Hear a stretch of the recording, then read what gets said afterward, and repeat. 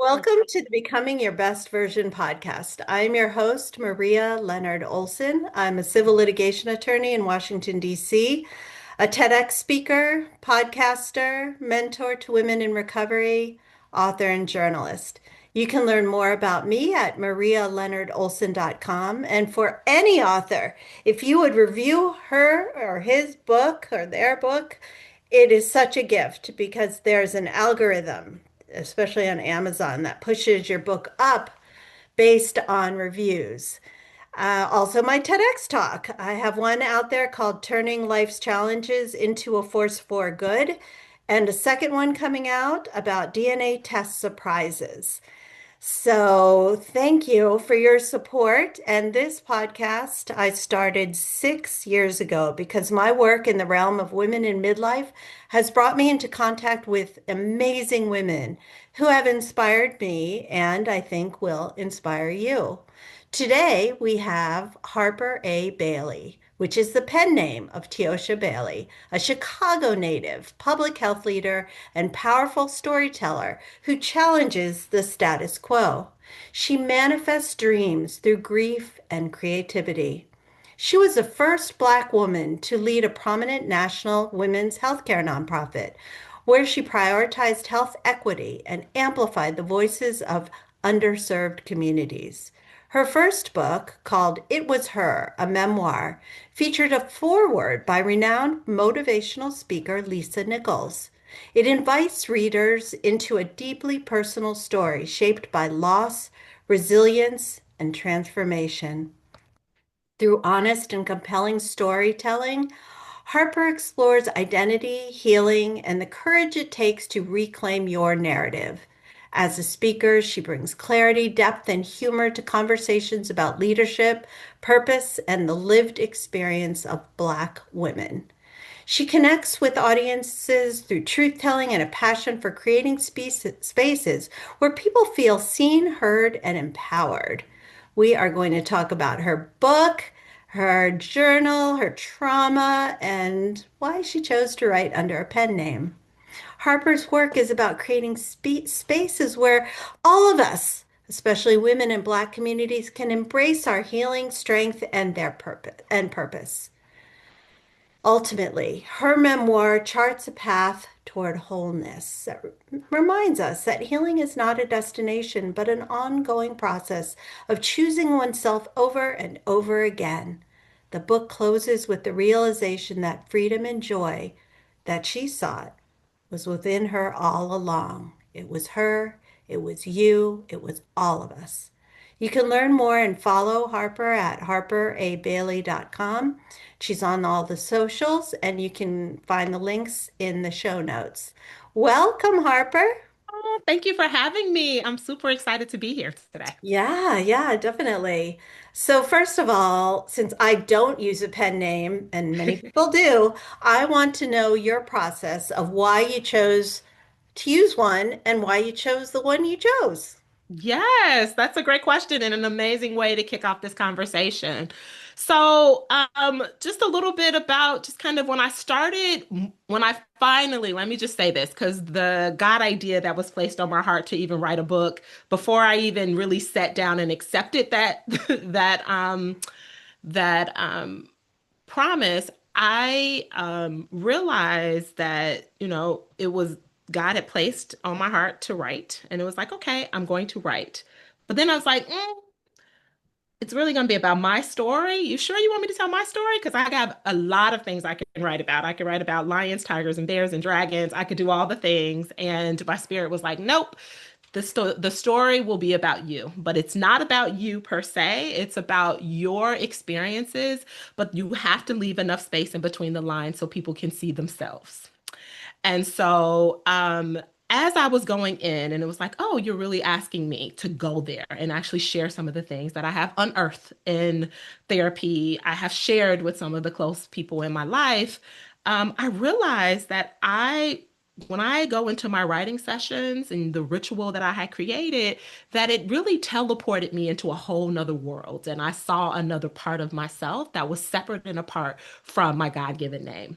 And so when I'm writing, I'm not the mother. When I'm writing, I'm not a wife. When I'm writing, I'm not the public health consultant. I am co-creating with God and my ancestors. And so I was like, what a wonderful way to really capture this special moment by using a pen name. And some of my most favorite authors use pen names. And I was like, oh, it's a way to also honor them. And so the name itself is actually the name of the daughter I never had. So my husband and I, when we were planning to have children, more children, I always wanted to have a little girl. And it was like, oh, I just know her name's going to be Harper Ava Bailey. And that was just the name. And we held on to it. As time went on, I looked up, we had two more sons. And I was like, oh, that's it. So here I am, a mother of boys, put the name to the side. And so when I got the idea to use a pen name, my spirit was like, you already have the name. She's already been born. And here she is. And so that is the story behind the pen name. That is a beautiful story. It's so Thank you. meaningful. I love it. I love it. Thank you.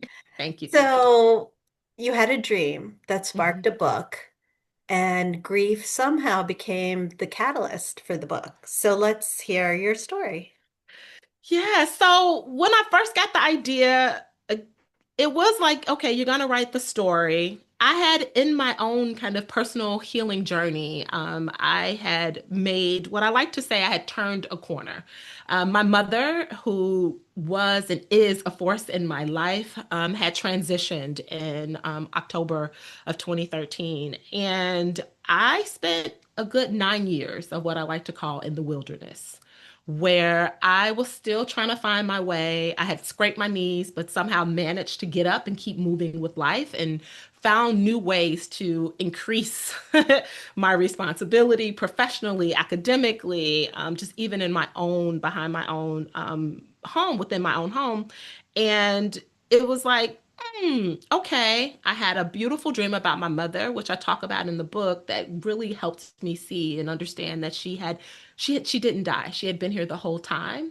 And in fact, she's very much with me and was just waiting for me to acknowledge her in the spiritual. And so when I got the idea to write the book, I had already had this dream. I felt like I was getting better, where I was able to feel joy and sustain it a little bit more. But it felt like the book could have been the next thing kind of on my healing journey to really process kind of the grief that I had been carrying for such a long time. And so the dream that I talk about, that so I knew after I dreamt about my mom and got the God idea, gonna write the book, it's gonna be a memoir, I still didn't feel like I had the chops to write a book. So for me, I'm a journaler. I write short stories. I do things like that. But the thought of like writing out a book and having several chapters and having an arc, all the things, as a person who's an avid reader, there's a lot that goes into authorship. So I had the idea, but I put it down. I was just like, there's no way I can do this. Some time went by. I bought a new computer and I was like, I'm gonna do it because I love shiny things. I started writing the book. And when I tell you, every time I started writing, I would fall apart. The story began with my mom, and I knew that in my heart. It began with her hospice experience and her transitioning. I knew that's where the story had to start. But every time I would go into writing, I would just be a hot mess. And so for a few months, got through maybe a couple of pages, and I would be sobbing, and my husband would come in and check in on me and be like, "Are you sure this is good for you?" And I'm like, "Yep, my therapist said I can do it. I can do it. It's gonna happen." But it wasn't working, and I gave up. I put it down, and then 6 months later, the dream happens. I wake up out of my sleep abruptly, and I'm yelling, and I said, "I'm gonna do it." And I'm like looking around and I'm in my room and my husband like, he's like, "What's going on?" And I was like, I just got into the fight with the ancestors and I lost. I have to write this book. Wow. There's no way around it. I was like, I have no idea how I'm going to do it, but I have to do it. That's it. Oh my gosh, that gave me chills. That for me means truth. So you Hmm. really, really were contacted and Hmm. you made it happen. And then You were processing deep emotional pain. How did you finish the book? What really, so that dream with the ancestors, the timing of it, I think was just so perfect. It was February, it was my birthday month. I always gift myself something fabulous for my birthday.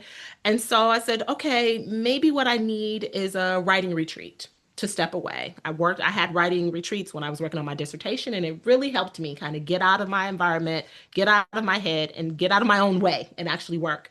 So I gifted myself a weekend at my favorite hotel here in Chicago. And I was like, by the time I leave, I had this ambitious goal. By the time I leave, I'm going to have the outline for the book. That's what I said. And this is a girl who came in with barely a full chapter, first chapter. Mm.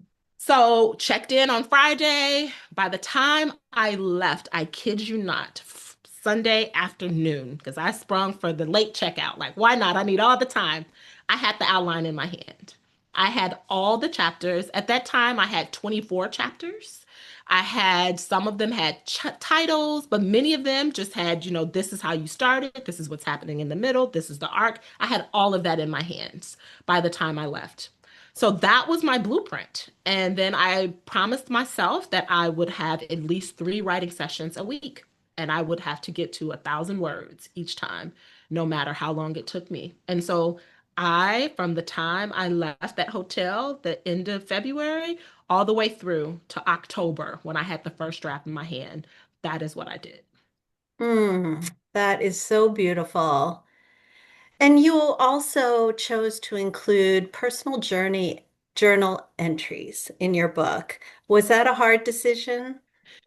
Actually, because when I was in the writing, so I used so in addition to the framework that I talked about, kind of having that outline, I worked with my therapist to get notes from my sessions with her so that I could actually go back and kind of see my thinking, and kind of what types of things we worked on together to really understand like what were the things that were on my heart and what were the tools and practices that we used as part of my healing journey. And then I also had my journals. So, one fun fact about me is that at the age of 9, my aunt, my mom's twin sister, bought me a diary, and it was like the best thing that could have ever happened to me. I would often go in and write about what happened in my day, what was on my heart, and I continued that practice well into my teenage years, into my 20s and in my 30s, and I kept all of those. So I still have my very first diary and all of my journals. And so part of that became kind of a roadmap to go back and look into just who I am and how I got here. And so as I was writing, it like the idea again popped up like, hey, include some of this. This is evidence of kind of what you were thinking and feeling and experiencing as part of the story. And so it just became a natural part of the writing process. Wow. Have any of your boys read the book? Yes. So my oldest son, JD, has read the book. It's interesting because my little guy, who was 10, but we often joke that he's the CEO of the family book. I need to know what's in that book. He has not, and then my middle son has not. And he's like, honestly, mommy, I've read the back, I've read the foreword, and I don't know if I'm ready. And I'm like, I understand. She will be here whenever you are. I thoroughly enjoyed like having a conversation with my oldest son after he got a chance to read it because he learned some things about me that he didn't know. And I'm pretty much an open book. I mean, I have some discretion about certain things that I share with my children, but I try to be as authentic and as vulnerable as I can because I want them to see me as a human first. Like your mommy had a whole life and a lot of things going on before she became your mommy. And as she's your mommy, she's still living life. And so it's important for my children to not only see me as human, but as someone who has made some mistakes or someone who has had to grow through her experiences, and that, something that they can bring with themselves. So that was just such a rewarding experience to really unpack the book with him. Absolutely. I can see that. So you maintain that reframing trauma can open space for forgiveness and deeper Mm. healing. What do you mean by that? For me, um, as I started to write the book and move through kind of building out the chapters and the various acts, there was this underlying, current around forgiveness. And it actually, what prompted me to really even dig into it a little bit more was a journal entry that I had wrote in my 20s about that I really believe that forgiveness at one point was like letting people off the hook, putting down the situation and moving forward. And that was just the extent of what I understood forgiveness to be about. And throughout my healing journey and learning more about myself, I now know and understand that once you have had an opportunity, all right, because you need tools and practices to really, truly like process. So not just saying the things that have happened to you, but to actually work through. What do they mean? How did you feel? How do you see it now? And to have clear eyes about the things that have happened to you and that have hurt you. That once you're able to do that, then I think forgiveness can come about, right? Not just forgiving the other actors in the story, which I found in my own experience to be a lot easier than forgiving myself that I learned through my process of writing the book is that I gave forgiveness to everybody except myself, especially the little girl in me who wanted to see me. And so my Mm. inner child, I had neglected her. And in fact, I was downright mad at her. I was upset at the way that she had handled situations, how she allowed certain people to continuously cause harm, but yet still going back in. And there had to come a moment in my life where I needed to sit with that for a little bit, like be okay with being angry and then transmute that anger into something that's meaningful.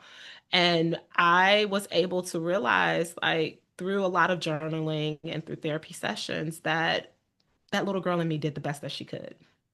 Mhm. And that all she wanted me to see was that we were the same person. We want the same things. We have the same dreams, the same aspirations.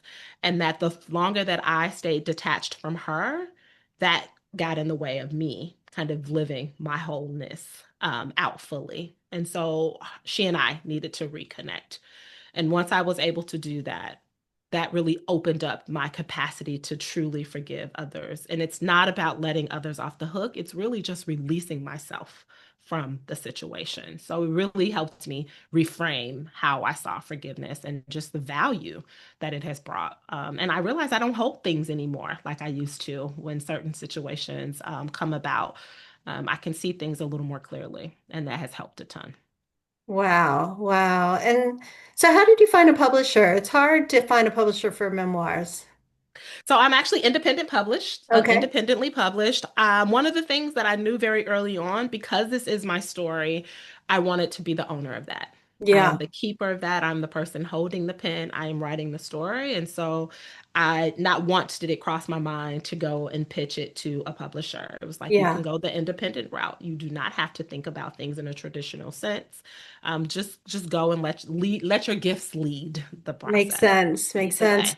And how did you get Lisa Nichols to write a foreword? Wow. Now that's a story that I still am like, I have to pinch myself. Because as I was like writing and mining through some of my journals, one of the things that I knew, though, as I learned, I wanted to be independently published. I learned that I wanted to use a pen name. I also said, you know what? This is my first book. And part of what goes into writing a book is having kind of a forward, a person who has some credibility that they can lend to you and your story. And I came across Lisa Nichols' name in a journal entry. I had wrote about her back in 2017, working through with a coach who had said, "Oh, go and check out this workshop she did." I had been following her career for a long time, and it was just like, oh, "Is Lisa my person?" And I'm like, "There's no way. There's no way. I don't even have an into her." Long story short, I am a person, and I like to say this, and I own it, is I am a powerful manifester. I Mm. recognize that the power of my words and my beliefs and my energy, and I hold on to that. And so I said, you know what? I don't know how I'm going to do it. the universe will conspire on my behalf, in the words of Rumi. But I'm going to start telling people that this is something that I want. And I'm going to affirm it every day. And so I had on my mirror that I have where I keep my affirmations. I said Lisa Nichols is the foreword author of my best-selling memoir. And I said it every day. I Wow. said it every day on the phone one day with one of my aunts on my dad's side, and I'm telling her she had been a part of this journey with me with the book, and I've been sharing with her, this is where I'm at, this is what I'm thinking. And I was like, oh, speaking of which, I have another God idea. I want Lisa Nichols to write the forward. And she's like, huh, that's so interesting. That's so interesting, she says, because I don't know if you know this, but Lisa used to be an educator on our platform at our church when she first started out. And I was like, no way. She was like, way? She was like, wait a minute. I also think I might know someone who still works with her and is in connection with her. And I was like, no way. She was like, let me make some calls and I'll get back to you. And Ah, in fact, she was able to put me in touch with someone who had become dear friends with Lisa, who did work with her in a professional capacity. And this person was actually able to help me get access to Lisa. We both attended Lisa's one night only, one woman show, her Broadway show in December of 2024.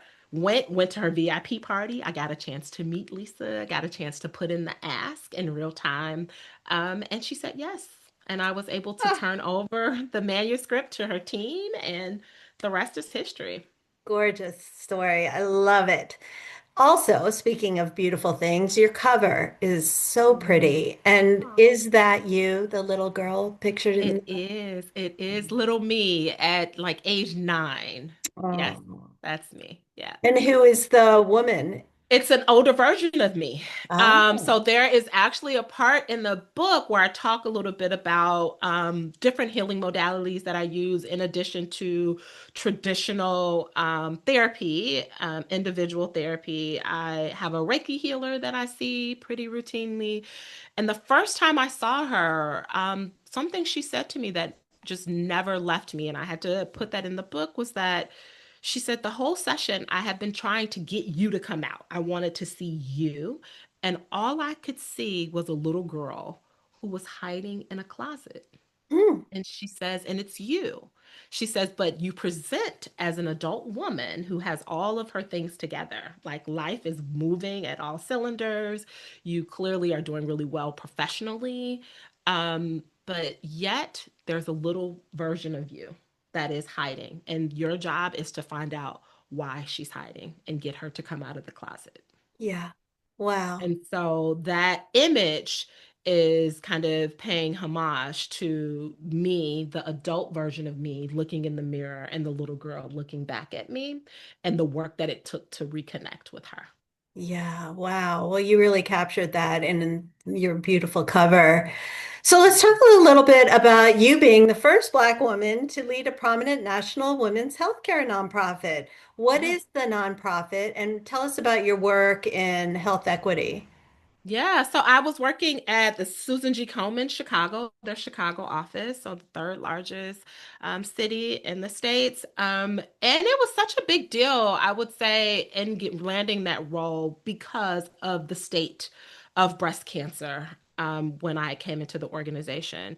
When the organization was originally launched, the science really showed kind of higher rates or incidence of white women becoming diagnosed with breast cancer, seeing kind of their outcomes not necessarily being the same as Black women. And part of the work when I came in the charge was really to tell the story and to really catch up the activities of the organization with the state of the science, where now Black women are not only being diagnosed more often with breast cancers, but also more aggressive breast cancers, which Mm, means we need more novel treatments, we need more access, we need more education, more advocacy, policies, all those things to really help advance outcomes for Black women. And so that was the work that I did there. And I learned so much about the work. I learned so much working with researchers who were like leading these clinical trials that we were funding.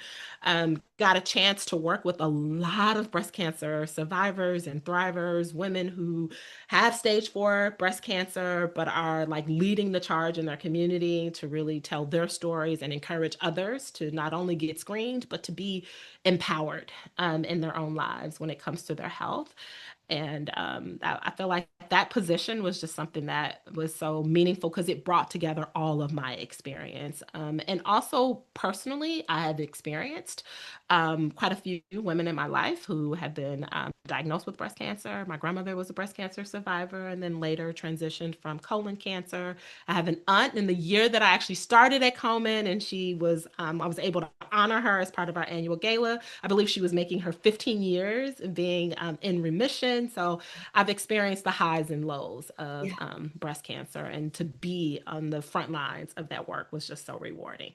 Wow, you're a talented woman who really uses your strengths to make the world a better place. I applaud you. So I ask all of my guests the following question. What do you do to become your best version? Hmm. This is a great question, and I love it. And I thought a little bit about it. And my answer, and it's an acronym that and I cannot take credit for it. I actually learned this from a woman that I had met when I was down in Arizona a couple of years ago. And it's an acronym called CAKE, CAKE, and it's care and kindness every day. I love that. So And what we does that all, mean for you? yes, for me, when I think about my own cake, is that I make it a point every day to show myself care and kindness. First, by when I wake up in the morning, expressing gratitude for another day, another opportunity to be, right? To be new and feel new in the day. So, affirming my day is something that I do every single day, and I speak all of my affirmations. So, making sure that I'm starting my day that way. And then also extending some kindness, whether it is journaling because that makes my heart glad, or moving my body, or doing some meditation. So finding ways. So for me, it's the physical, what I do physically and mentally to take care of myself so that I am my best version, and I do a little bit every day. And sometimes it means, hey, I'm not going to work out today. Instead, I'm going to lay on the couch and watch TV, but that's also extending myself a slice of cake. So knowing and checking in with myself every day is my Wow, all of us could use a slice of cake. I love way. that. I've never heard that acronym and I love it. Thank you for Yes. sharing that. You're welcome. And I encourage all of you listening to go to harperabailey.com and pick up her book. It was her, a memoir, deeply moving, powerful book that has something for all of us. Thank Mhm. you for being Thank on the you. show. Thank you for having me.